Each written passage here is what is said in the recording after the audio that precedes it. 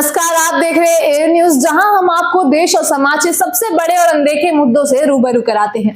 क्या आप जानते हैं कि जंक फूड और उसके पैकेजिंग से न केवल हमारी सेहत पर बुरा असर पड़ रहा है, बल्कि पर्यावरण को भी गंभीर नुकसान पहुंचा रहा है। हाल ही में इस संकट पर जागरूकता फैलाने के लिए दिल्ली के भगत सिंह अस्पताल में एक अहम बैठक आयोजित की गई। इस बैठक में विशेषज्ञों, डॉक्टरों, पर्यावरणविदों और समाज सेवियों ने भाग लिया और इस मुद्दे पर गहराई से चर्चा की। आज के इस खास शो में हम आपको न केवल इस समस्या की पूरी तस्वीर दिखाएंगे, बल्कि ये भी बताएंगे कि इस पर काबू पाने के लिए किस तरह से डॉक्टर सीएम भगत ने बातें कही। तो हमारे साथ अंत तक बने रहिए, क्योंकि आज की रिपोर्ट आपको सोचने और जागरूक होने के लिए मजबूर कर देगी। कई समस्या है, उसी में एक समस्या और मैं उजागर करना चाहता था, जंक पैकेजिंग मटेरियल।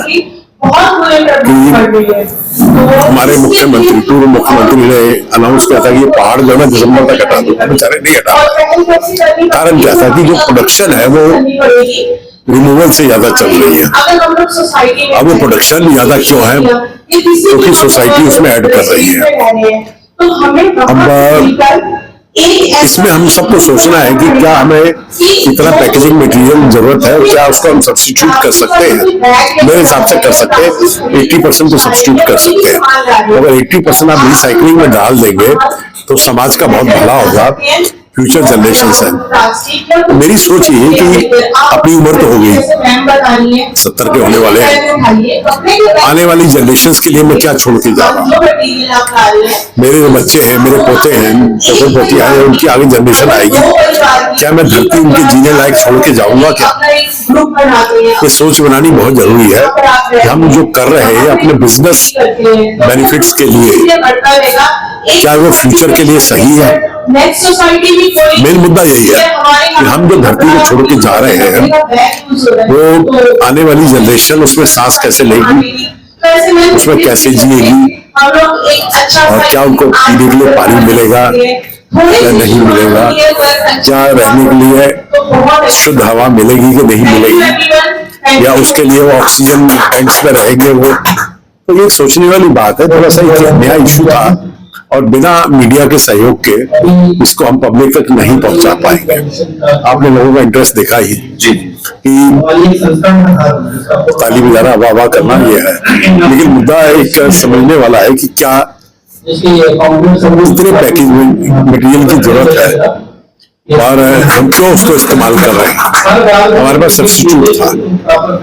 पहले ब्रेड आती थी बटर पेपर में, अब प्लास्टिक के बैग में आती है। पता नहीं, मुझे भी ध्यान नहीं कि कभी चेंज हो गया था, लेकिन जो मेरी उम्र के लोग हैं उसके थोड़े से और हैं, उनको याद है वही ब्रेड जो थी बटर पेपर में आती थी और हम नाखून से उसको काट लेते थे, अब नहीं है। तो थोड़ा सा जागरूक होने वाली बात है और मीडिया के सहयोग के बिना ये संभव नहीं है। आप लोग जो मीडिया से है, मैं तो आप लोगों से बहुत रिक्वेस्ट करूंगा कि जो हम इसमें प्रोमोज डालेंगे आप उनको शेयर करिए, अपनी तक पहुंचाइए। कहीं ना कहीं असर आ जाएगा उसका, ये भी कि नहीं आएगा, असर आता है। लेकिन हाँ, दिल्ली के लोग कुछ ज्यादा बेशर्म है एज कम्पेयर टू हिमाचल या सिक्किम या ये। सिक्किम मुझे इतना साफ सुथरा लगा, बाली इतना साफ सुथरा लगा, हिमाचल जाते हैं, उत्तराखंड जाते हैं, बहुत साफ सुथरा है। ये गाड़ी वाले ये है जो बोतल गाड़ी से बाहर फेंक देते, लोकल पॉपुलेशन नहीं फेंकती। गवर्नमेंट को लेकर आप कितना इनिशिएटिव लेने वाले हैं? गवर्नमेंट से मैं कुछ एक्सपेक्ट नहीं करता हूँ। हमारी शुरू से फिलॉसफी रही है, अगर मुझे कुछ करना है तो मैं अपने दम पे उसको आगे ले जाऊँ। गवर्नमेंट उसमें कुछ ऐड करेगी, गवर्नमेंट कुछ ऐड करेगी तो बहुत अच्छा है। गवर्नमेंट इस कानून भी निकाला है कि हाँ भाई वेस्ट मटेरियल्स को जो है इस तरीके से या गवर्नमेंट ऑर्गेनाइजेशन को भी कई बार कहा है कि आप इस तरीके से एक्शन लीजिए, और लोग जितना गलत करते हैं उनको भी थोड़ा सावधान कीजिए। जैसे आपका यमुना के अंदर वेस्ट मटेरियल फेंकने वाली बात आ जाती है, कहीं ना कहीं लापरवाही देखी जाती है गवर्नमेंट डिपार्टमेंट की भी, तो आम आदमी भी उसी तरीके से लापरवाही करता रहता है। उस पर आपका क्या है? देखिए, पॉलिटिकल विल के बिना संभव नहीं है। ब्यूरोक्रेसी दब जाती है पॉलिटिशियंस के सामने। अगर आज ब्यूरोक्रेसी मार्केट में जाकर रेड करती है और 10 दुकानों पर चालान कर देती है, तो अगले दिन उसकी ट्रांसफर हो जाएगी कि तुम गए कैसे, हमारे एरिया में तुम कैसे गए। अब एक पॉलिटिकल विल चाहिए। पब्लिक सेंसिटाइजेशन हुई भी थी और टूट भी गई। सर एज ए डॉक्टर आप क्या कहेंगे, ये जो चल रहा है पोल्यूशन तो इससे आने वाले टाइम पर हेल्थ पर कितना इम्पैक्ट पड़ेगा और लोगों को क्यों इससे गंभीरता लेना चाहिए? देखिए, ये जो वेस्ट है कभी भी डिस्ट्रॉय नहीं हो पाया। मैंने एग्जांपल दिया था, पॉलीस्टीन, थर्मोकोल, पॉलीथीन, ये कभी भी डिस्ट्रॉय नहीं। आप इसको बर्न कर सकते हो, बर्न करोगे तो टॉक्सिक फ्यूम्स निकलेंगे, ऑलरेडी दिल्ली झेल रही है। और ग्रीड कहाँ से शुरू होती है?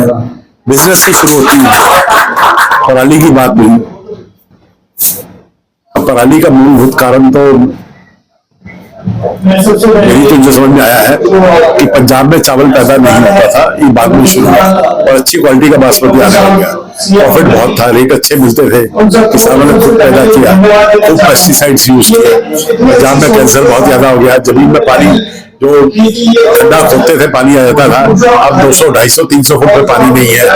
तो ये प्रॉब्लम तो ग्रीड ने क्रिएट किया है। ग्रीड है, पैसा कमाने की होड़ है, और फिर हड़ताल करके भी बैठे हुए करते रहो। मैं तो पॉलिटिकल आदमी नहीं हूँ, लेकिन मैं जो महसूस कर रहा हूँ, मैं बोल रहा हूँ कि पैसा कमाने की होड़ में आप इंसानियत को भूल गए।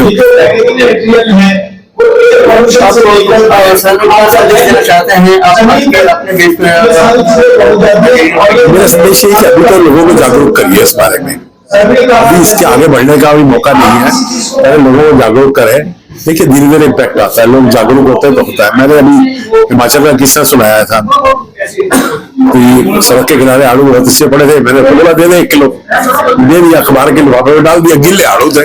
अब मैं भाई नहीं पहुंचेगा, मेरी गाड़ी तक नहीं पहुंचेगा, तो मैं कुछ नहीं कर सकता, आपको नहीं लेना तो यहाँ छोड़ दो, पॉलिथीन मेरे पास नहीं। तो बड़ा अच्छा लगा। मैं देखिए, उस आदमी को मैंने कुछ नहीं कहा, मैं हंसता हुआ आ गया गाड़ी से, मैं कुछ आगे उसको डालने ले गया। तो जब तक ये स्पिरिट नहीं आएगी, चीजें नहीं बदलेंगी। वो एक छोटा दुकानदार था, सड़क के किनारे बैठा हुआ। एक सवाल मेरा आपसे, बीच में एक योजना चली थी ब्रिंग योर ओन बैग, तो ये समय के साथ साथ जैसे जैसे चीजें, ये योजना कितनी हद तक आपको लगता है सही थी और ऐसी योजना आगे बढ़नी चाहिए? ब्रिंग योर ओन बैग अभी भी है, मेरी गाड़ी में बैग रखे हैं, सिर्फ मुझे ड्राइवर को डांट लगानी पड़ती है कि निकाल के लाओ, क्यों नहीं निकाला। वो तो सोचता दुकानदार पॉलिथीन में उसको दे देगा। तो थोड़ा सा सेंसिटाइज करने के लिए बार बार रिमाइंड करें। अपना मार्केट में पोजीशन करने के लिए, मार्केटिंग करने के लिए भी ये बड़े बड़े डब्बे बनाए जाते हैं। और दिवाली में खास तौर से होते हैं, 4 बिस्कुट के पैकेट होते हैं, बड़ा डब्बा होता है, और आप उठा के बड़े शान से किसी को गिफ्ट करवाते हैं। सबने किया होगा, मैंने भी किया होगा शायद।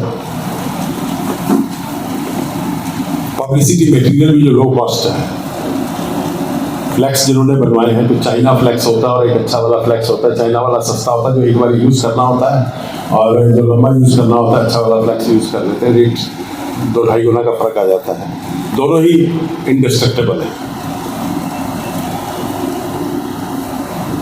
बिजनेस वालों की डिजायर होती है कि वो अपना मटेरियल अच्छे से प्रेजेंट करें, और वो इसलिए बनाते हैं। आपको अच्छा सा गिफ्ट करना होता है, आप इसलिए खरीदते हो। अब आज का जो मेरा एम था कि इंडिविजुअल ओपिनियन भी लेना, आप लोगों के रिएक्शन भी लेना, आप लोगों को जागरूक भी करना इस विषय में, और आगे आप लोग कैसे सहयोग करेंगे, इसको एक तरह से इसको मुहिम को आगे ले जाएंगे, ये मैं आप लोगों से ही सुनना चाहूँगा। अब पैकिंग मटेरियल में जो मटेरियल होता है, एक तो कार्डबोर्ड होता है जो पहले से चला आ रहा था, पेपर होता है, फिर आ गया प्लास्टिक, प्लास्टिक के बाद कांच पहले था, प्लास्टिक बाद में आया। लेकिन प्लास्टिक की, अब हमारी दवाई की सारी बोतलें भी जल्दी प्लास्टिक की आती हैं, ताकि बच्चा उसको तोड़ नहीं पाए, नहीं तो बच्चा तोड़ लेगा, उसको कांच लग जाएगा। लेकिन प्लास्टिक से कांच में दवाई ज़्यादा स्टेबल होती है। मेटल होते हैं, पेप्सी के कैन हैं, कोक के कैन हैं, सोडा के कैन हैं, वो भी खूब यूज होते हैं। ये भी रिसाइकिल हो जाते हैं, क्योंकि एल्युमिनियम टिन के बने होते हैं, ये रिसाइकिल हो जाते हैं। लेकिन सबसे ज़्यादा खतरनाक है ये पॉलीस्टीरीन शीट्स और थर्मोकोल, जो आप लोग बड़ा हल्का फुल्का जिसको घर में लाके तोड़ फोड़ के इधर उधर उड़ा देते हैं, वो मिट्टी में मिल जाता है, वो कभी भी डिस्ट्रॉय नहीं होता। उसको डिस्ट्रॉय करना का एक ही तरीका, जलाइए उसको, और जलाने के बाद जो टॉक्सिक फ्यूम्स निकलेगी वो आप ही झेलोगे, या आपका पड़ोसी झेलेगा, या आपकी आने वाली जनरेशन झेलेगी। ये अनफॉर्चुनेट चीज है कि आदमी ने जो भी केमिकल बनाए हैं सब में एक करेक्टर ढूंढा, स्टेबिलिटी। अब वो स्टेबल इतना स्टेबल हो गया है कि वो डिस्ट्रॉय होता ही नहीं है। हमारी भी एनेस्थीसिया की कई दवाइयाँ आई हैं जो मैं हंसता हूँ, एक दो बारी मीटिंग में बोला भी कि आपने ये गैस सुनाई, पेशेंट बेहोश हुआ, उसके बाद गैस ऊपर चली गई, ऊपर स्ट्रेटोस्फीयर जो होता है, एटमॉस्फेयर की थर्ड लेयर है, उसमें जाके अगले 5 लाख साल तक तो कहीं नहीं जाती, और उसका असर होता है ओजोन लेयर पे। ओजोन लेयर के बारे में तो आप लोगों ने कुछ नहीं सुना होगा, ठीक है ना। उसका असर पड़ता है ओजोन लेयर पे, तो वो एक गैप हो जाता है एटमॉस्फेयर में, जिससे रेडिएशंस आती हैं। तो इस तरह की ये विकट समस्या है। अब सॉल्यूशंस क्या है इसके, वो भी कुछ तो है। इंस्टेड ऑफ पॉलीस्टीरीन, ये अगर आप पेपर इस्तेमाल कर रहे हैं पैकेजिंग में, और बड़ी कंपनियों ने कर भी दिया है, प्रॉब्लम आ रही है छोटे दुकानदार, छोटी कंपनी है, और आप लोग जो बैठे हुए चीज़ें इन्फ्लुएंस कर सकते हो। अमेजोन में जो पहले आते थे बड़े थिक प्लास्टिक के वो आते थे पैकेज, अब पेपर के आ रहे हैं। लेकिन इसके अंदर भी एक समस्या है कि अंदर कईयों में प्लास्टिक लाइनिंग होती है। ब्लिंकिट वाला भी जो बैग भेज रहा है आपको, वो ब्राउन पेपर का भेज रहा है, मजबूत वाला, ठीक है ना। आप लोग मैगजीन छापते हो एनवायरनमेंट पे, बड़ी सुंदर छापते हो, बड़े अच्छे लेख लिखते हो, कविताएं भी लिखते हो, फोटो भी छापते हो, लेकिन उसका कवर लैमिनेट कर देते हो ताकि वो ड्यूरेबल रहे, तो चाहे पानी गिरने से खराब नहीं हो। लेमिनेशन होता ही है नॉन डिस्ट्रक्टेबल, उसमें कैटेगरी में चला। तो लेमिनेशन अवॉइड करनी चाहिए, मैं तो यही कहूँगा। और एनवायरनमेंट डे पे जब आप पेड़ पौधे लगाते हैं तो जो टी शर्ट आप लोगों में बांटते हैं उसका पॉलिथीन वहाँ नहीं छोड़िए, जो मुझे इनवेरिएबली 100% उसी पार्क में पड़ा मिला जहाँ पे अपने पेड़ पौधे लगाए। तो इस तरह हमें नॉन बायोडिग्रेडेबल से बायोडिग्रेडेबल पे जाना चाहिए। अब ये हर एक की सोच है, कैसे करता है। एक और शब्द ये पढ़ते पढ़ते आजकल में मेरे उसमें आया, कूड़ा फेंकने वाले को अंग्रेजी में कहते हैं लिटर लाउड्स। लिटर लाउड्स यानी जो इतना लापरवाह है कि कहीं भी कूड़ा फेंक देता है, आते जाते हुए खाया और उठा के बाहर फेंक दिया। आप में से कितनी लिटर लाउड्स हैं मुझे नहीं मालूम, पर है जरूर, इसमें कोई दो राय नहीं है मेरे मन में। हमें इसको मिनिमाइज करना है, हमें एक दूसरे को मोटिवेट करना है।